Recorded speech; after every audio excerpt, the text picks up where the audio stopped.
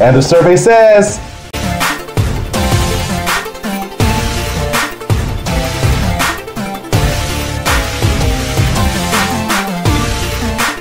we appreciate you so much for watching. Hey, this is RJ Smith. I play James on The Rookie on ABC. And right now, y'all are tuned into the Michael Finkley Show. Check it out. It's awesome. Let's get it going, y'all. On the next Michael Finkley, the booking magnate herself, Christine Horn, is here. She talks with us about how she got started in the business, her current projects, future plans, and so much more. Next Finkley. Next.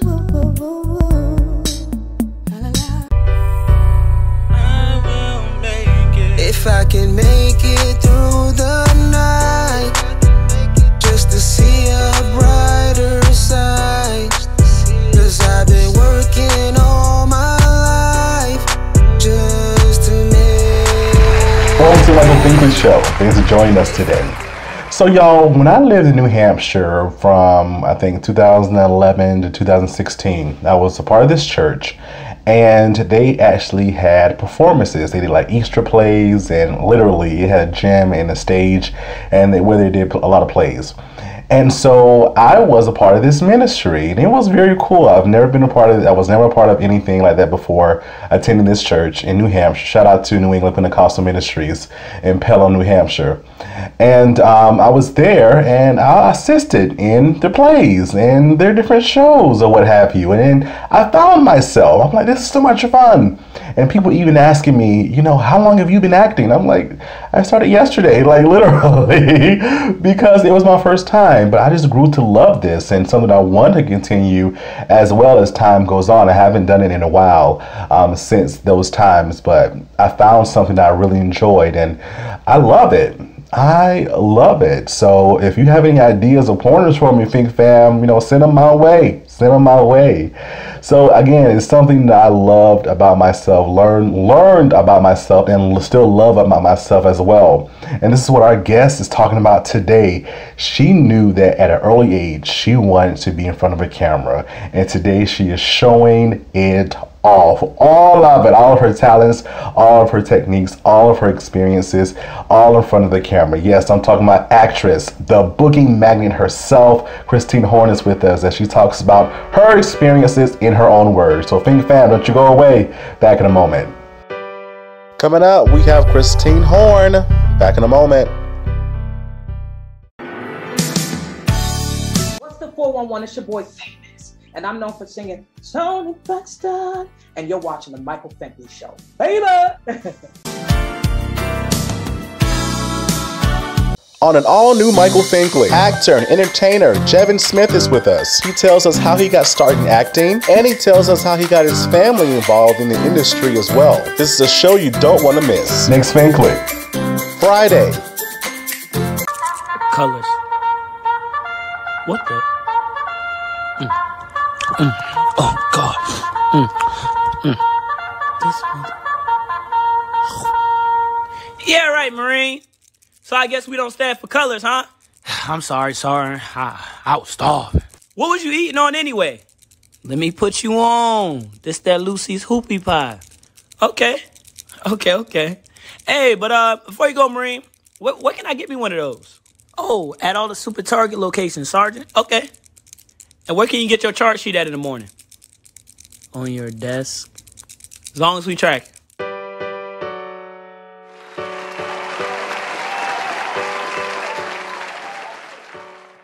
Everybody, welcome back to the Michael Finkley Show. Now, y'all, my next guest, she is an award-winning actress, author, singer, career coach, and y'all, she has the cool nickname as the booking magnet. All right, that she is. Yes. She is Christine Horn. Christine, thank you for being with us today. Hey, thank you for having me, and shout out to all the replay watchers, everybody who will watch this later. Thank you for having me. I'm always happy to share my story and maybe inspire somebody along the way. And that's what it's all about. We're paying it forward because someone did it for us, right? Absolutely. That continues to pay it forward. So did you always know growing up in the Bronx, right? Growing up that I want to be in front of a camera. Yes. Yes. Really? You know, when you were like in kindergarten, they say, what do you want to be when you grow up? And kids say astronaut, school teacher. I would be like singer, actor, dancer. Singer, actor, dancer. Singer, actor, dancer. I was the only child until I was 14. So wow. I played all the games by myself. My favorite games were store, where I was the cashier, the customer, everybody. And I would produce my own late night talk shows with my camcorder and like my radio. And I would have my dolls as guests. God bless the friends of mine who would come over because they were not as into it as I was. Let's just say that. But yeah, I've always loved to perform and pretend and see shows. And my mother would take me to see plays all the time. So she was such an integral part of my creative expression. And she to this day, she'd be like, she would hear something. She'd be like, oh, that's just, she'd be like, Christine, who are you talking to? Myself. You know, I'm just talking to myself. Whole shows, whole conversation. So yeah, I'm blessed to have always known. I love it. I love it. Were you in a lot of talent shows or, different plays and things when you were younger? Yeah, I would do like storytelling contests, school plays. And what's interesting is I was never the lead. I feel like God kept me humble early. He'd be like, second place, like runner up, or, supporting. Don't get too ahead of yourself. But yeah, anything that I could be a part of. I started dance class when I was a little, tap, jazz, ballet, started performing with the youth theater company when we moved to Atlanta, called the Freddie Hendrix Youth Ensemble of Atlanta. So I started performing professionally around age 16 on stages all around Atlanta. Yeah. Oh, wow. Amazing. So at what point in your career did you know that, hey, I made it? That changes as you are in it. When I was working my 9 to 5 and my 5 to 10 and a side hustle, listen, making it just look like getting my first speaking role. Mm-hmm. So the bar continues to change, right? So the top of your mountain is what you're headed for. But when you get there, now that's the bottom of the new mountain. So it does keep changing. I can say, though, right now, I am living the dream that I envisioned as a child. And I'm not, of course, there's more to do, not there. There's always more. That Beyonce wants more. I mean, Beyonce she's, you're always creative and you want to do more, but being able to sustain myself, have a nice life and, quality of life and being married, have a sweet dog. I get to do what I love and I get to help other people do what they want to do. God has just blessed me. And I just sometimes it's just so surreal. And I just say, thank you more, please. Thank you more, please. I'm open and available for all of it. Yes. I love it because I started this platform almost 2 years ago. And when people said to me before I started, I would say, how are you doing? They'll say, I'm living in the dream. I'm like, well, what does that actually mean? I know what that means now.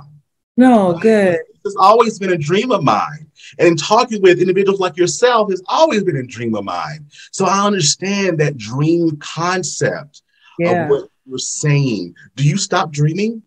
Hell no. Nope. Not at all. I'm a big believer I'm a big student of law of attraction, first of all, and life visioning and living my life by design. Right. So if I don't see it up here first, how can I make it happen? How can I draw that to me? So absolutely dream all the time. I don't believe I'll ever stop at all. Don't stop, because we still need to see that gorgeous face of yours. Please don't stop.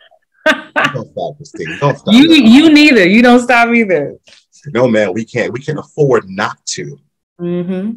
That's the thing. We can't afford not to. And so let's talk about some of the projects you've done this year alone, right? You're starting off the year very strong with some cool TV shows and a film. Kenan on NBC and Snowfall on FX, and then also The Fallout on HBO Max. So how are you feeling with these different roles that you portray?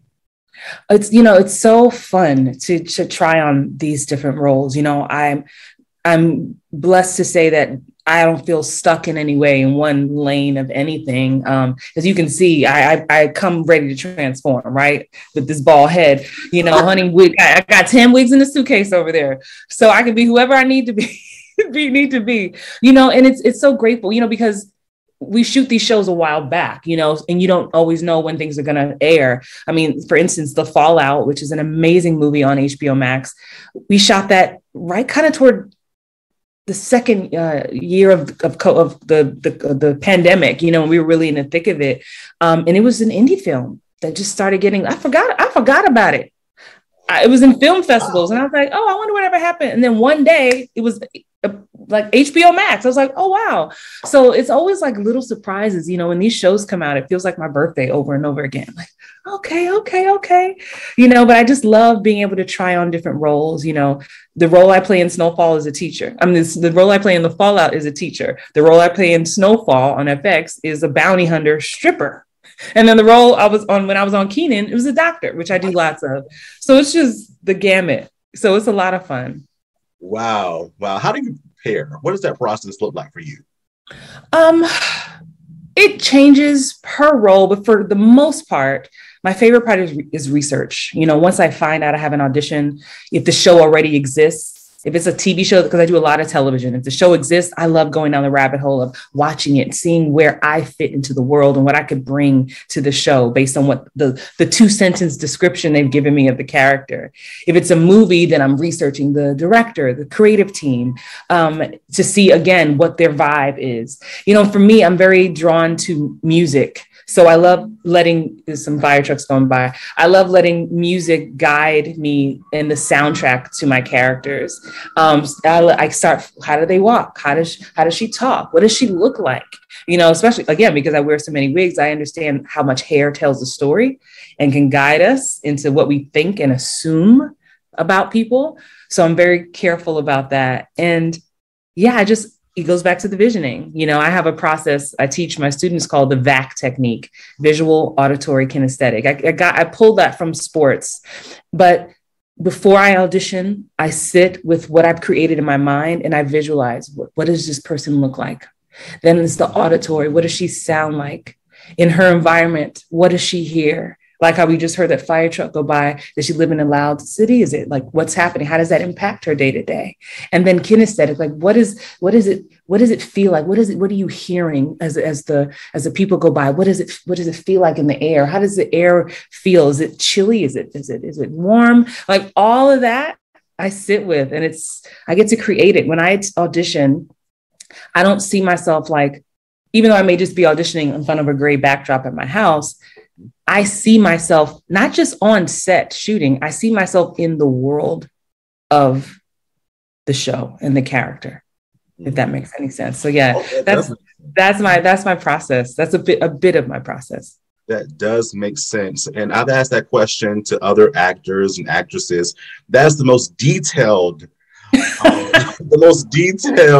one I've heard process I've ever heard, because again, it's just different for each and every one of us, right? But again, we have to feel, we have to know, we have to get into our own zone and what that looks like. I love it. I'm taking some of those points too. I love it. So in 2022, what can we see more of when it comes to Christine Horn? Well, we'll see. In addition to Snowfall, I'm really excited about season 5 and what my character is doing on the show this season. There's a show called The Lincoln Lawyer that was created from the movie that will be coming to Netflix. We don't have an air date yet, but I'm playing a district attorney on that, which is my first time playing a district attorney, which was very fun.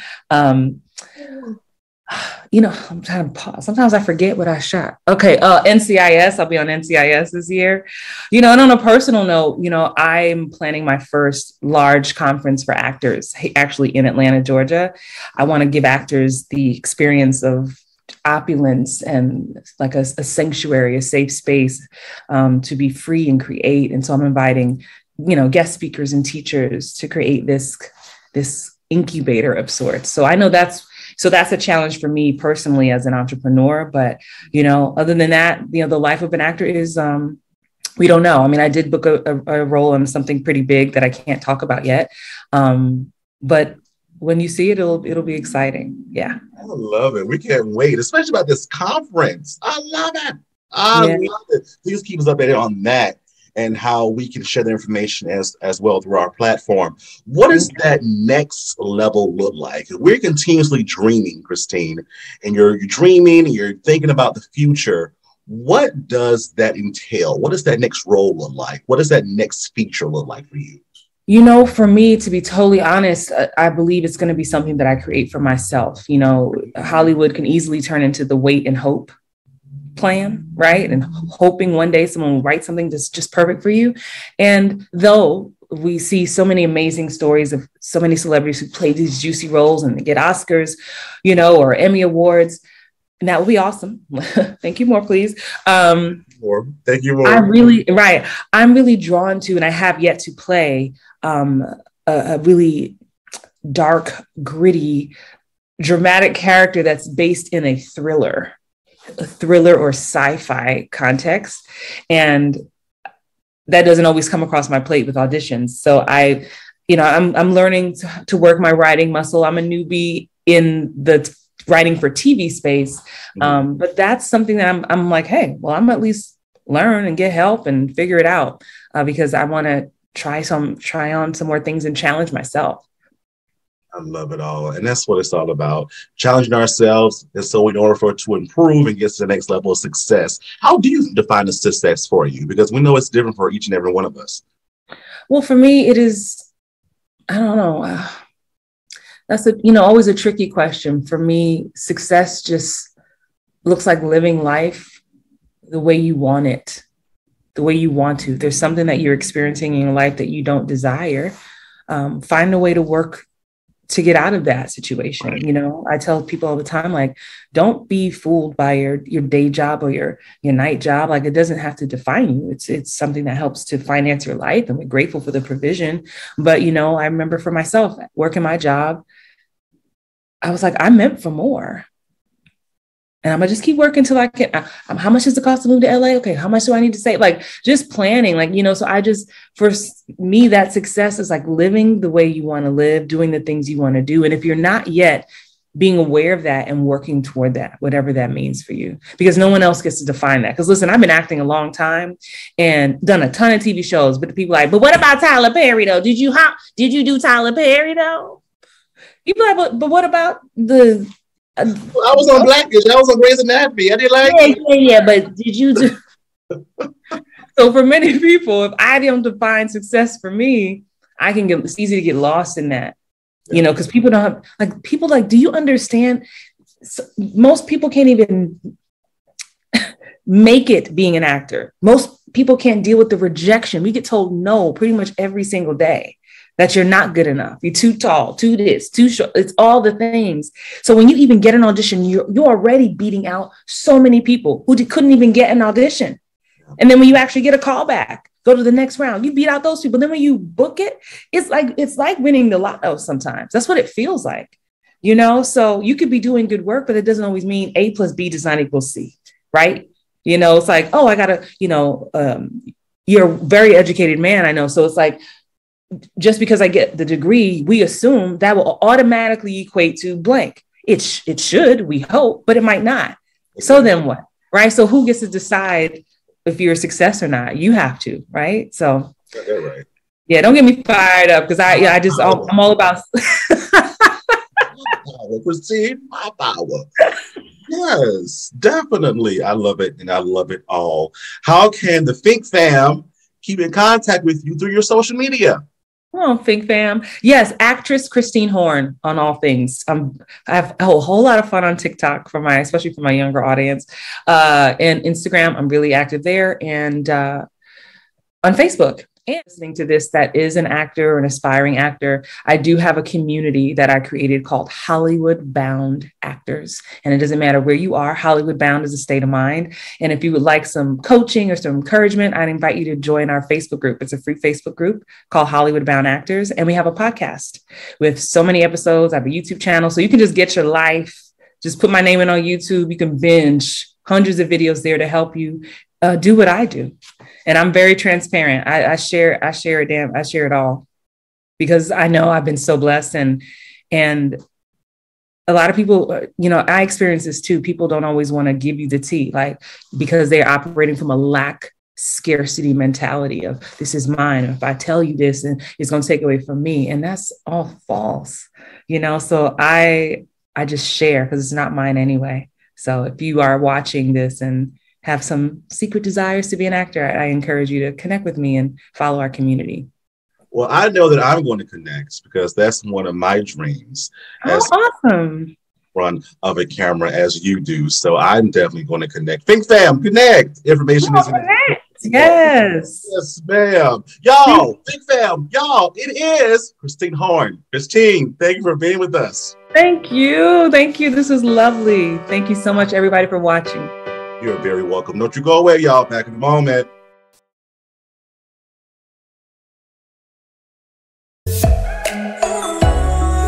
My name is James DuBose, General Manager, Head of Programming for Fox Soul, and you are watching The Michael Finkley Show, the greatest man walking in his purpose right now. So make sure you tune in if you want to be blessed.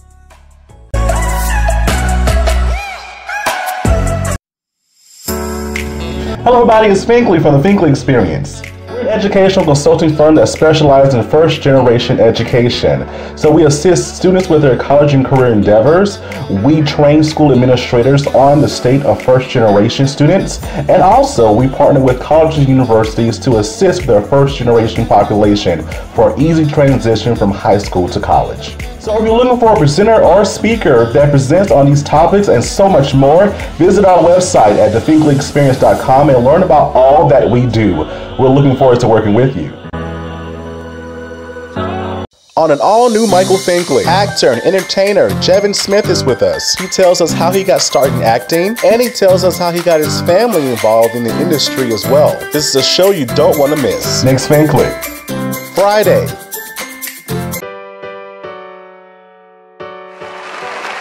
Hi, welcome back to the Michael Finkley Show. I hope that you learned something today from our guests. Thank you so much, Christine, for being with us and just sharing your experiences, your story, in your words. We appreciate you and much continued success to you. Please subscribe to our YouTube channel, The Michael Finkley Show. We'll send you an email saying, hey, new content's available. Please listen to us on Spotify and Apple Podcasts. And for more information about what we do here on the show, visit our website, michaelfinkleyshow.com. Of course, U42. Visit us at U42.com and check out our content there as well for some exclusive things on the way, I promise you. Thank you so much for watching, and guess what? We'll see you next time. Have a good one.